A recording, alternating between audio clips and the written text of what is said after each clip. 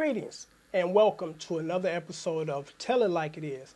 I'm your host Morris, man, and my co-host is Joseph Spencer. And today the topic is drugs. And that's a topic that I think everybody should be aware of and everybody can relate to. I say this and I say it again, forgive me for sounding like a broken record, because people always ask me, since you've been in the entertainment business for all these years, I'm surprised you ain't on drugs or using alcohol. Because unfortunately those two go hand in hand, drugs and alcohol in the entertainment industry. But I think what kind of kept me away from that is being educated by my mother and father to sit me down and say, hey, this is the reason why it's not a good idea to put poison in your system.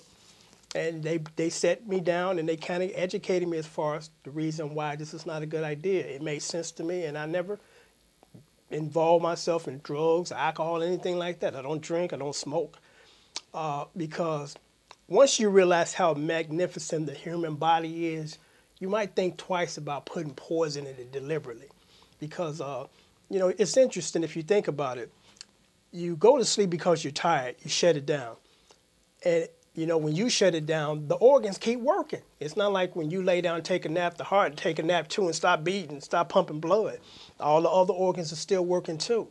And you think about that, it's just unbelievable that for as long as you're on this planet, whether it's 40 years, 70 years, or 80 years, or 100, your body is working. Your heart continues to pump blood until you leave here. So that's why, I've never had a desire to put poison in my system because I know it's not good for me. I see people that smoke and they say, I have a hard time stopping because of nicotine. And I can understand that even though I don't smoke, but the question I have is, and I guess I already know the answer to the question is, if you knew that it was going to be tough, why did you even start? But people have different reasons for doing what they do. But I'll turn it over to you and get some of your thoughts. Smoking is like any other drug. It's started off to being a social thing, and I'm somewhat older than you, and it was a propaganda that when I was a kid, it was a romantic thing. You saw it on the movie, they advertised it, so forth and so on. And when I was a kid, drugs were also advertised. It was cool. They cool showed it. Well, most of the movies showed it as taboo. You have the upper middle class kids who got caught in it. There was two or three of them, and you had the kids who were in the ghetto, which was 90% of the ghetto, which was not true. But there are some people just get caught up in crap. Yeah. You know what I mean? Yeah, peer pressure, lack of education or knowledge of, this is probably not a good idea. Because I was watching a program about a year ago, maybe 2 years ago, and there was these two people. They had opposing opinions on this topic, and it was alcoholism. And what they want to kind of do for alcoholism is kind of categorize it as a disease. And I'm like, I don't think so. To me, and this is just my personal opinion, it's a learned behavior. If you are a teenager and your daddy drinks a lot and become alcoholic, most likely you're going to become because you've seen them doing it. And even though you're probably not conscious that, you've made that decision based on that, you have made that decision. But, disease is something that invades the body voluntarily, as opposed to you putting alcohol in your system and messing up your liver. When I was 16, 17 years old, I became friends with some upper middle class and wealthy North Shore WASP kids. They lived on North Shore, and every apartment or home I went into, they had a bar. And I actually thought it was like, being from the South Side, never seen anything like that. I actually thought they were running a bar. They had that much booze on the wall. Mm-hmm. And some of my little WASP friends told me they started drinking when they were 11. The parents, they were latchkey kids. The parents didn't invite everybody over to have a doobie. And they drank. I had a friend, by the time he was 22, he had the shakes, And like you said, it's a learned thing. Like cigarettes and stuff like that, I remember they would tell you cigarettes were good for your digestion. Because I work with a gentleman that he was 37 when he passed away from cirrhosis of the liver.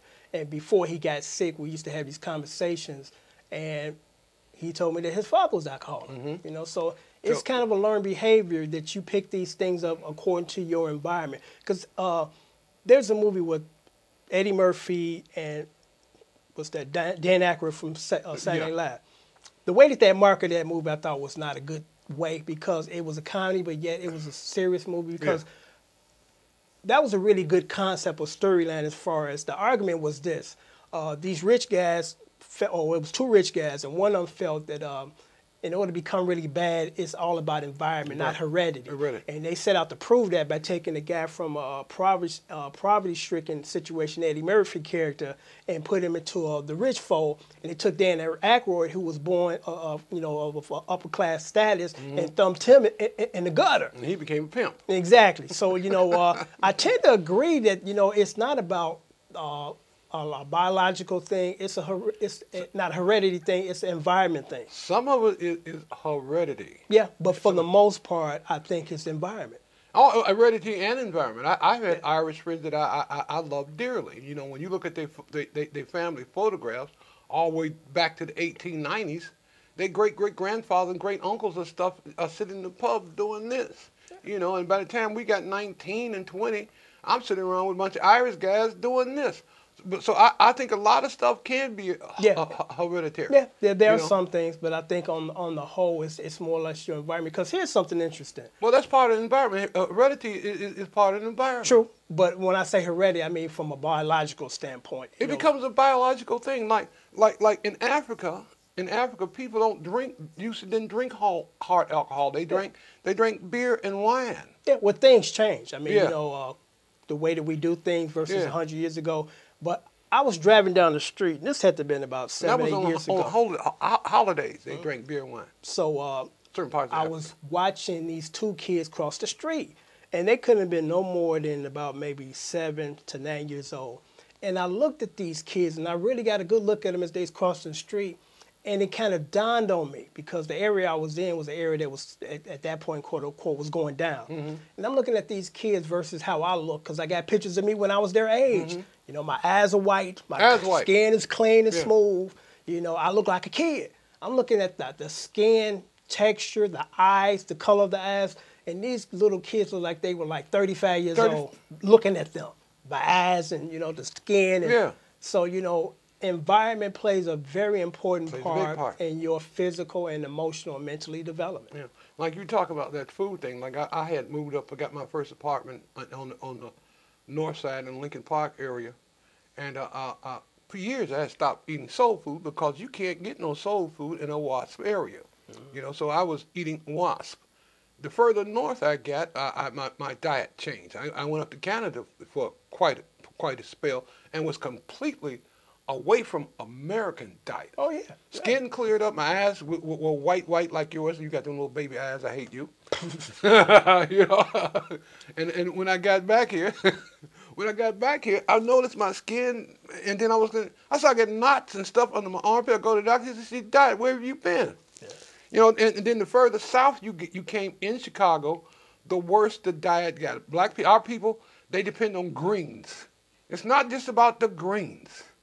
Then they take those and mess them up, adulterate them by putting some kind of fat back or something in them. Yeah. Which messes up your system completely. Yeah. Environment is and a lot of neighborhoods are set steadfast in the commercial area with factories. The crap is in the dirt. It's in the air. Yeah, because and we're still tied into the drug thing. I'm gonna say this, then we're gonna get back on that topic. Like I said, I'm a freak for research. I love to do research to find out things and to try to make them verified or confirm as opposed to assuming a guess, hearing it from the third party. And a long story short, because this could be a topic within itself. About 70 years ago, the main diet or staple in this country, grain, was millet. I had never heard of millet. I've never had millet.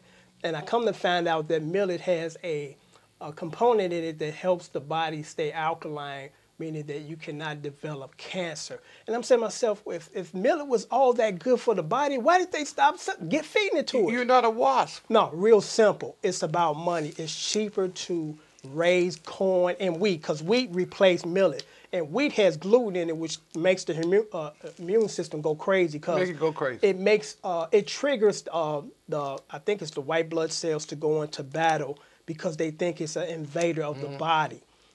So unfortunately, they changed what was extremely healthy into something that's not really healthy because it was cheaper to produce and feed people wheat versus millet. Yeah, like steel cut or oatmeal, completely different than the Quaker stuff. The world's tripped out. And drugs have, back to the drugs, and drug have its place. Heroin, cocaine, reefer. It's the way you use it. It wasn't meant to be, romanticized. It's the way you use these drugs were great big old painkillers, but man decided that we can make some money. At one time it became recreational drugs as opposed to right. under the doctor's care to use them. Because like you said, those drugs that we mentioned initially were medicines to help with the treatment of illness, as opposed to I'm gonna take this home and take a whole bunch of it. Yeah, well, and in my lifetime, I drank Coca-Cola. When I was a kid, there was cocaine in Coca-Cola. Yeah, originally it was. Yeah. Originally it was. And they used to use it because I think, if I'm not mistaken, the barber, this is like hundreds of years ago, the barber was also the dentist. The dentist, right. Yeah, he would pull your teeth. The medical doctor, period. Yeah, right. So they would use these, like the cocaine as an anesthetic to keep you from experiencing a great deal of pain. Right.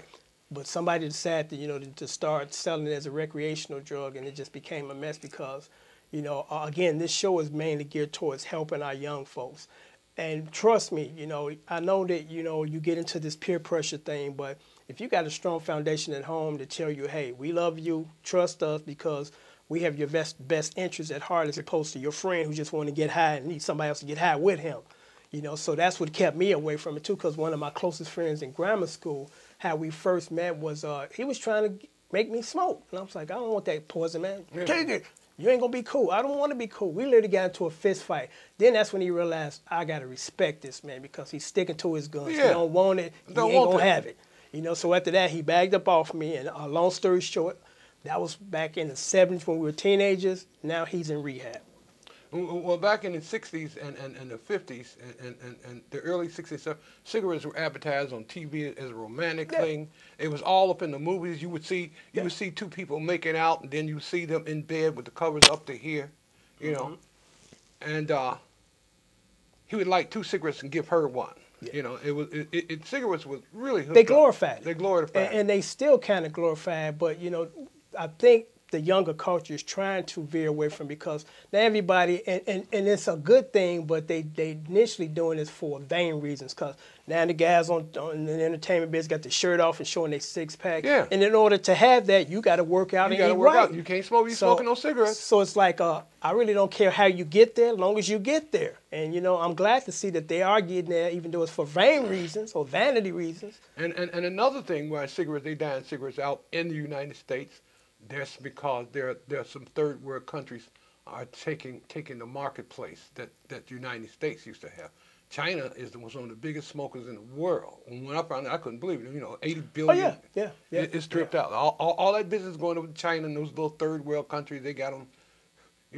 I'm still trying to quit smoking. Yeah, I imagine it's talking about it makes me want to. Very difficult. But on that note, because this is a topic we can actually do a part 2 of, because food and drugs tie in together. But on that note, we're going to sign off, and until next time, keep thinking. I'm Morris Mann, your host, and my co-host, Joseph Spencer. Take care. Thank you.